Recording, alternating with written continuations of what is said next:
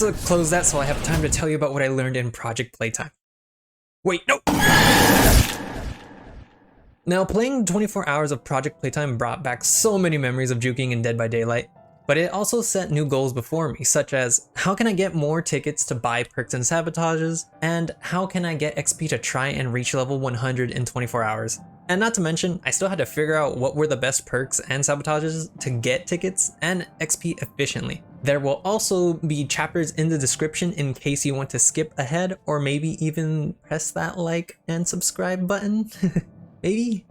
No? Okay, it was worth a shot. Now, I came up with the best farming method for both tickets and XP, but you definitely are not playing the game the right way. Tickets can be farmed with 3 people, 1 being the killer and 2 survivors, and after looking up research that's available, most players have come to this same conclusion: to down a survivor on top of an event and have another survivor instantly save them. This is best done with friends, but I know you guys don't have those, so if you're lucky enough like me to find 2 helpful randoms, thank you Titanic Ghost Ship and Ethereal, you can find that you'll earn about 2,000 to 3-ish thousand tickets in 15 minutes.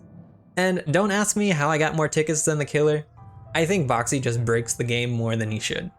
If you'd rather not do a farming simulator, you can play a regular game with 7 players and make sure to have the Master Pianist perk to do puzzles faster.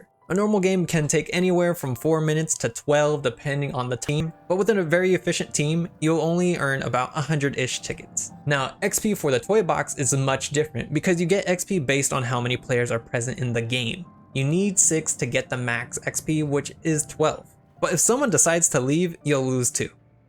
If you did want to get to level 100 fast for the scary Huggy skin though, then the fastest way to do it is to have you and 5 other friends start a match, then have everyone get off the train at the start and let the killer down everyone. You'll earn about 12 XP per minute, which means you'll be level 100 in about an hour and 40 minutes. Of course, you need to have at least 5 other friends to be playing who want to reach level 100, but if you don't, then being efficient in a normal game will also help you get to level 100. I keep saying efficient in a normal game, but I haven't explained by what I mean, so forgive me for taking this long to explain it, but it takes about 42 regular games or 2 farming games to start being efficient, so let's dive into how we can get the best of both the ticket and XP toy box farming. There are currently 9 perks for a survivor to use, and you can have 3 equipped. I didn't even know that, so if you don't know that, I don't blame you. However, 5 of them are in the F tier, compared to the other 4 which are B or A tier. This is also based on efficiency of finishing a normal round. Master Pianist, when leveled up all the way, reduces the piano puzzle to just 3 patterns, becoming one of the fastest puzzles to do. Distant Savior helps for cheeky saves. Of course, if you do an instant save, then this perk isn't that helpful, but most killers will catch on for instant saves and do everything to prevent them. The last perk I went for was Leadership, because if you're with someone else, you can give them a bit more health before getting knocked down. Of course, if you both have Leadership, then you guys are both healing each other, so it's a win-win. Now there is a 4th perk, which I think is okay to use, but it gets completely countered by Huggy's one-shot move, so I probably wouldn't pick it that often, but Punching Bag would come in handy against Boxy or Mommy. Having the first 3 perks I stated, or even Master Pianist level 3 on its own, decreases game time by about 50%.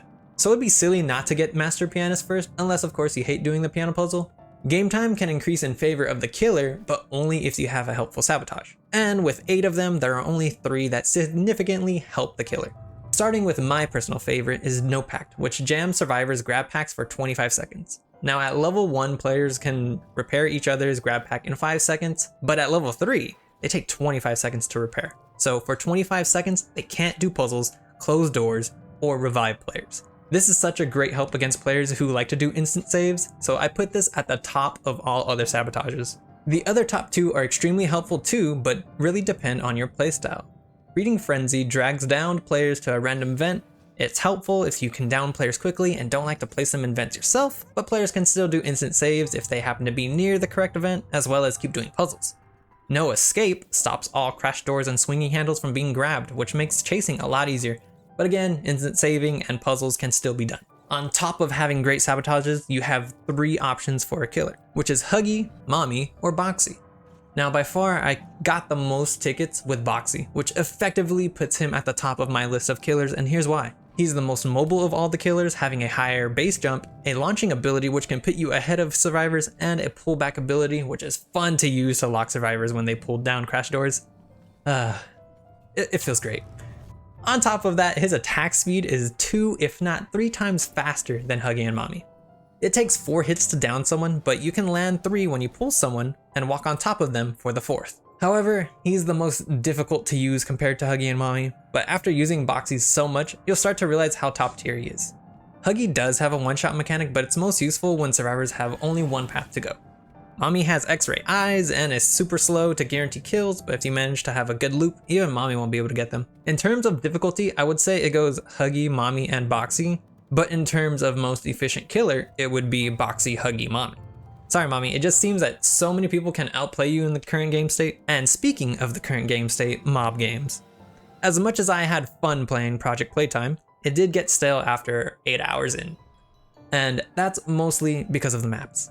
There is no variation.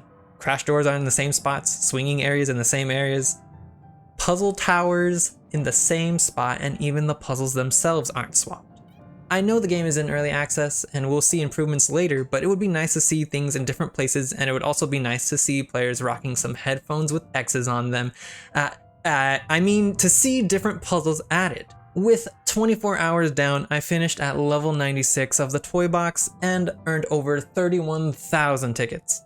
Time to go to Chuck E. Cheese and see if I can win that PS5 on the shelf I've been wanting for so long. Hey, this isn't Chuck E. Cheese. This is...